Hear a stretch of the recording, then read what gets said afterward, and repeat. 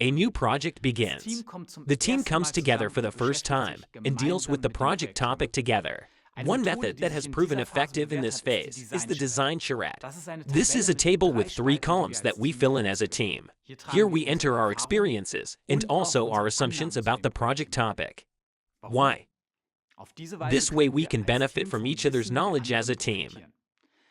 Besides, we can now discuss what we don't know yet and what we can find out later through research.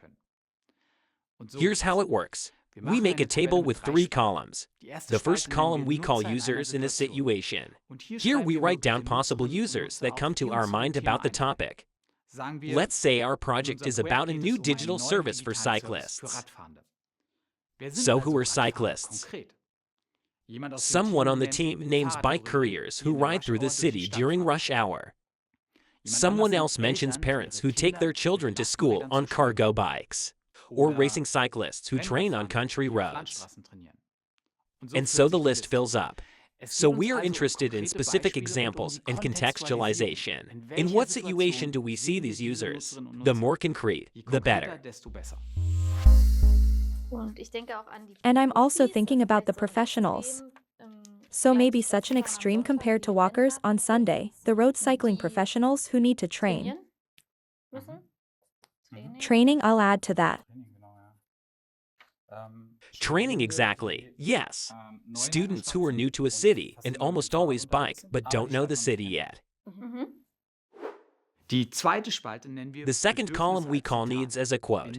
We take one of the more interesting user groups from the first column and put statements in their mouths in the second column. These statements point to needs.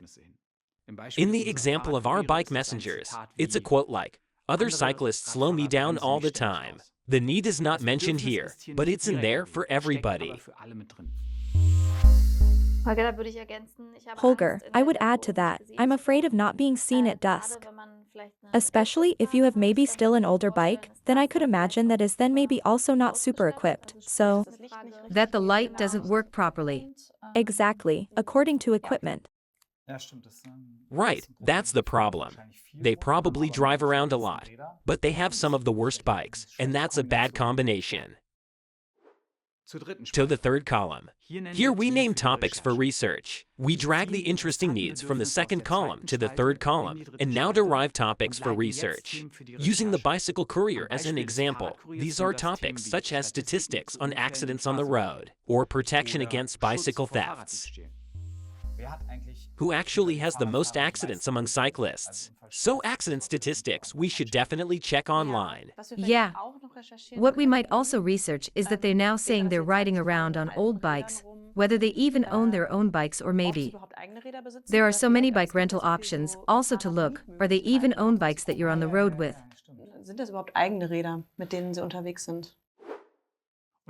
And following this procedure, we go through the table several times, through all 3 columns. Again, we start at the first column. We drag another group of users into the second column. We write down quotes again, of which we comment on the relevant ones in the third column with topics. We repeat this 2, 3, maybe 4 times until we have covered the users that are interesting to us. And in this way we derive topics for further research, and also for the user interviews.